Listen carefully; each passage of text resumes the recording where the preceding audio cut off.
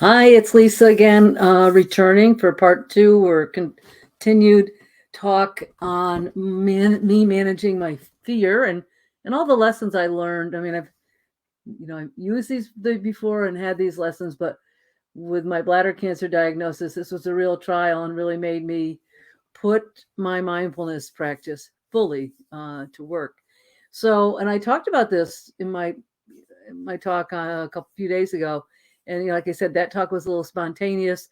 This time, I took a little time and took some thoughts about uh, following kind of the process I went through for this, and I really think it can apply to most fears, many fears. There's a similar process using the mindfulness, and so I wanted to go talk with you through this on how I managed it, and then talk a bit about how it can be applied to writing, because it just after I went through this and I've really I have quite a bit of peace now with the process, and I'm sure it'll come back. There'll be time, whatever happens in the future, it may well rear its ugly head again at different degrees, and I can use mindfulness practice again.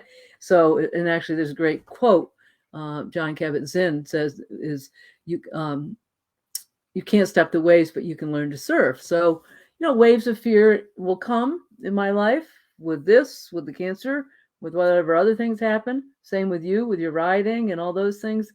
But it's learning how to manage it and not get stuck in it, because it's so easy to get stuck. And that's what happened to me. My fear actually became like debilitating. And in the beginning, when I first got the diagnosis, it was very scary. And actually, I got it on an evening because it came through my portal, and I really didn't, nor did my doctor, think it was going to be cancer, and lo and behold, it was. And then I had to deal with that overnight, worrying about it, talking to family and stuff. But in the long run, it actually gave me time to organize and my thoughts and kind of do a little research. So when I talked to the doctor, I had some good questions to ask. So even my mindfulness then, made me become present and stop panicking and do some work that would help me. But it's come and gone a couple times because of different things. I'm not going to go into that whole story, but there was a point, a few weeks ago, I would say, after I'd had my doctors up here at upstate, and then went down to Sloan Kettering and for second opinion, and had another surgery, and then all of the stuff that came back from that, talking to both doctors and everything.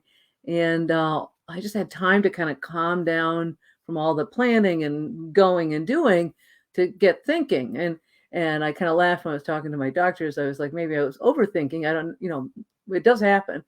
But I was thinking, my mind was clear enough to think about, the pros and cons. And to give you a quick background, it's either, I do these treatments, which are called BCG, which are infused in the bladder weekly, and then hopefully that works, or have my bladder removed, because it is an aggressive cancer, though it's a very treatable cancer. And the bladder removal would then, I wouldn't have to worry about the cancer possibility. But bladder removal in itself is a major surgery, and there's complications with that. And I'm not going to get into all of that, but those are the two things that I started having really debilitating fear about. All of a sudden, I was like, oh my God, maybe I should just have my bladder removed and be done with this. It was like, I got thinking about, the possibility of it recurring, the possibility of it metastasizing, and all these stories in my head, and some of them could happen, but got them spinning out of control. And then thinking, well, if I just get the bladder out, then that'll just take care of it. And so all those things. So, like many of us, when we get things, it happens in writing. All of a sudden, the fears you have, whether it's worrying about, physical fear, or worrying about people watching you, or you making mistakes, and we can sit at home and let our thoughts get totally out of control and spin and spin and spin. And the trick is with the mindfulness is to use it to help you stop that and become present, so that you can do something about what's going on, instead of just getting stuck in these spiraling thoughts that happen. And it's easy to do it. You lay there at night worrying about it.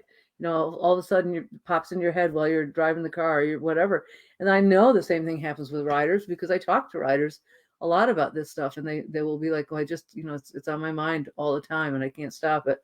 And then that just keeps building that fear and reinforcing that fear, because we tell stories, and you know, uh, we start telling stories to ourselves that may never happen, but it starts reinforcing in our brain, because the brain just takes those stories on as real, that these things are really going to happen, and then we live in that anxiety, as if it was happening, and the anxiety itself is not good for you. So this all was going on with me, and then I did my research, in the Google research, which some of that's good, and I'm pretty careful about looking at the places that are legitimate and stuff. But all of this is based on, general, this type of cancer, this type of grade, whatever. But everybody's a little different, with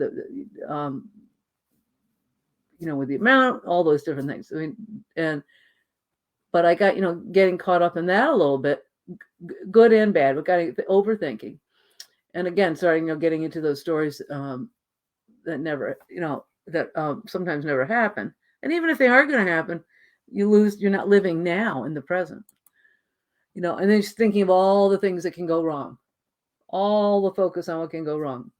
And again, it happens so much with writers that they'll tell me, they're worrying about, and our brains are wired for that. They're looking for it's looking for danger, and it's wired to look for what's going wrong. And the mindfulness can help you pause and be present and slow your brain down, take a moment and really think about, what may be going right, and you're starting to have that awareness. So that's the first step in the mindfulness. Is all of a sudden I started bringing myself down and saying, okay, I feel this happening. I can feel this happening. I have fear. It's spiraling out of control. I'm tongue-tied there. And it's it's kind of consuming me more than the cancer, the actual diseases, right? It's taking away my energy. It's taking away my joy. It's taking away my being present with what I'm doing. And it's just really consuming everything. So that awareness of just going, oh, that's what's happening. Just taking time and saying, yep, that's what's happening. Because you can't fix it until you notice what's happening, and to just be aware and not ashamed of that.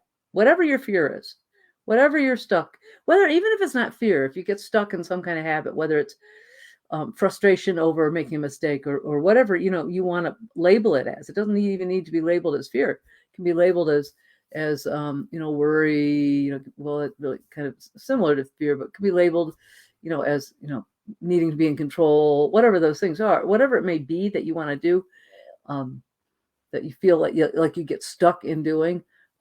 It's having an awareness of it first, not judging yourself about it, just being aware and saying, oh, that's what's happening. And that's what I did. And it was when I did that I was able to calm myself down. I did some breathing stuff. I did a little meditation. People who know me well, I have plants. I play with my plants. I try to do some things that would bring me present so that I could kind of get more aware and be more present to the point where I could do something about this spiral. And it allowed me to start getting a shift in perspective so that I could think about, well, what are the positives here? What are the good things here? What are my options? What are the good things? What are the bad things? And not like getting crazy with things. What have I got right now that I'm blessed about? What, like right this moment, what's good that's going on, instead of getting caught up in all the negative. And so that kind of helped me. And then I realized that I needed to manage what I could control. I can't manage what I can't control. There's nothing about it. I cannot control what might be. I can control right now in hopes that I can help ensure that I will be healthy in the future. Or if you're riding, you can control certain things right now. Say you have a fear of physical fear, you're worried about your horse. Well, you can control the thing right now. Well, I need to lunge my horse. Did my horse get turned out? Do I need to have someone else jump on it before I get on, just to be sure? Say that your horse has been laid up for a while and it might have a little more energy than you're used to. Or, controlling within reason the things that you can control. And then beyond that, you can't control if with the riding, if the wind's going to blow or the snow is going to go off the roof. You can be prepared and paying attention and aware, not panicked, but aware, but you can't control those things. But you can control all the things that you have, like around your horse, making sure your horse is prepped well enough and your tacking equipment are properly on and you're using the right tacking equipment and you're prepped and thinking and paying attention and aware, not panicking. Um, those are the things you can control. So that's what I did. I thought, what can I control? Well, I have this information that I'm confused about, that I don't know what I should do. Well, I need to talk to my doctors and see what they say. And I have had conversations with them, but I really had I had time to really think about what are the questions that I want to ask them. So I contacted them, and there's a portal that many of you can use now with doctors and stuff. So I actually wrote it down. So that was another thing I had control of, writing it down. And that's something you can do with your riding and your fears and whatever, or struggles, is to write down the struggles and write down maybe questions around them for your trainer or for whoever, or just even writing some things down helps you release some of the stuff too. But writing down in order what's going on in your head, so that instead of me just talking about it in questions, I was able to write it down and get more clarity around it. So I wrote my questions down quite in detail, to the point where I had to edit them because there were too many words for what the portal would allow. And then immediately I sent them both to up here at Upstate and down at Sloan Kettering. And immediately from both places, I got messages back from the nurses saying, we're going to connect you with your doctors. Those are the people you want to talk to. And so I had appointments with them really quickly, which was nice, and talked to both of them. And one's doctor is very serious and he's the one up at Sloan Kettering, very serious, and he's very good, but he was a little tougher to talk to, but with him questions in front of him, he knew what I was talking about, answered stuff really clearly, made a lot of sense, talked about my cancer and that it's really what they found the last time around was really microscopic. So they feel really pretty good about going ahead with the BCG treatment.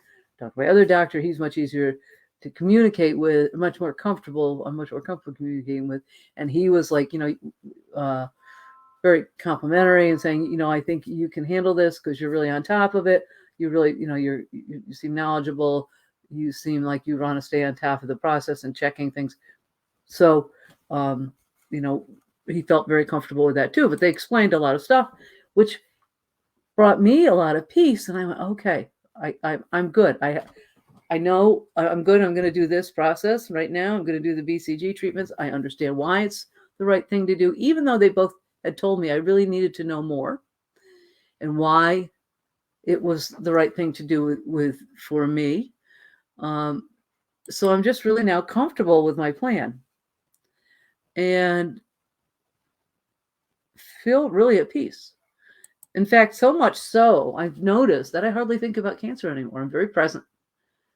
I'm right back, like even with, my business this last fall and leading up to the last few weeks, I was doing my business. If I went and taught a clinic and stuff, I was on my game there. But in between, it was really hard for me to focus on, growing my business, scheduling things. Some of it I didn't do because I didn't know what was going to be happening. But also, it was even just hard for me to focus on things because it's always spinning in my head. Even if it was in the back burner in my head, it was there. And I've noticed since I've gone through this process, I'm very present, I'm very calm, and I'm able to do what I want to do right now. I'm living right now. And that's the thing that you want to think about with your riding, that if you can let go and, manage what you can control, and apply this process and bring awareness to what's going on without judgment. And think about, am I looking at all the negatives? Am I overthinking? Am I over researching? I think about that. I mean, I've had riders who I've worked with who are newer adult riders who were like researching online and worrying about getting hurt. And they were only looking at things about riders who get riding accidents, so if you look them up enough, you're going to find enough of them.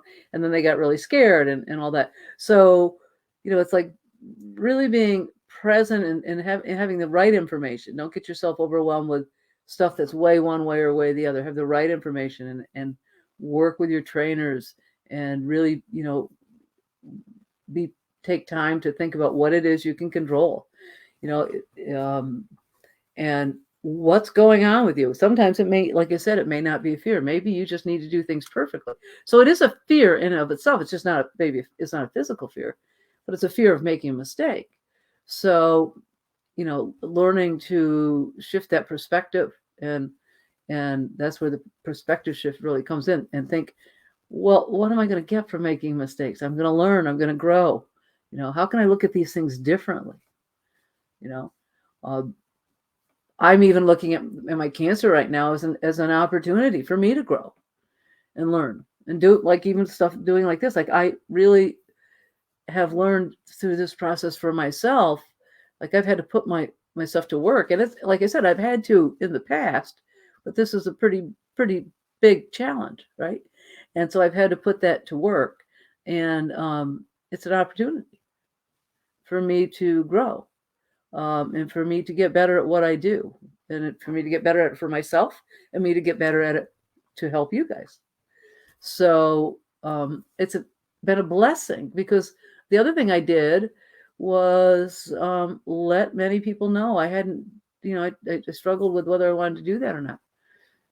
But letting people know, then it stopped the story from growing. If someone heard about it from somebody else or whatever, I just put it out there. And I also wanted to, like I said, I think I mentioned it in the last one, I wanted to bring awareness to bladder cancer so that people can check if they're worried about the potential. And, just general awareness around your healthcare and everything. But letting everyone know also did something I hadn't controlled. I was able to control the narrative and let people know exactly what was going on with me and share what I wanted to share, and so that it's no misinformation.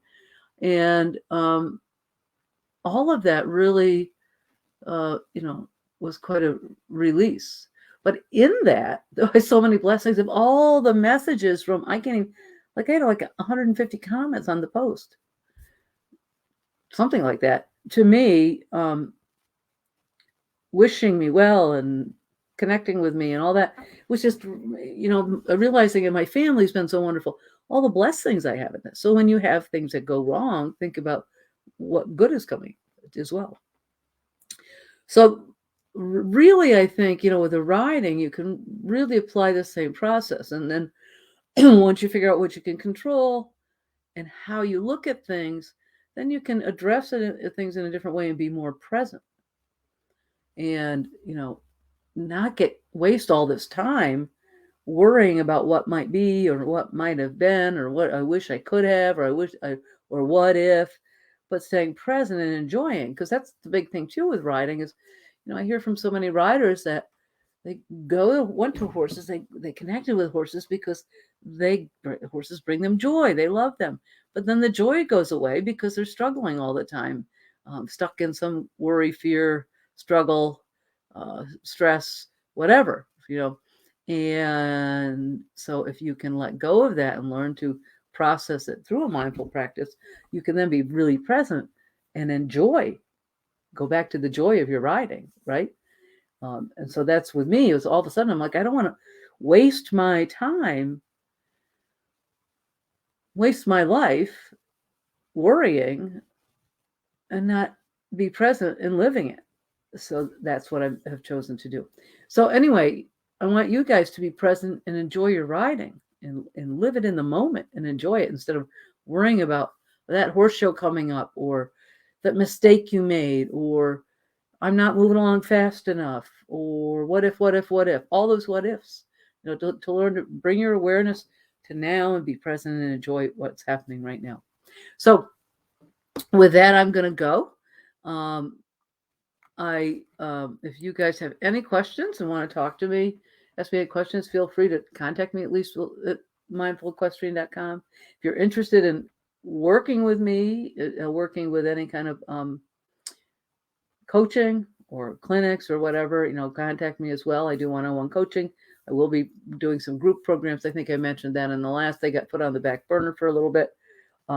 May wait now with horse show season coming up till fall or next year. But I do one-on-one coaching. I do talks. If you want to have me do a talk for any group or anything, I do them by Zoom. So lots of things I do. Reach out and have a wonderful day. I don't know where you're all located, all the people who will listen to this, but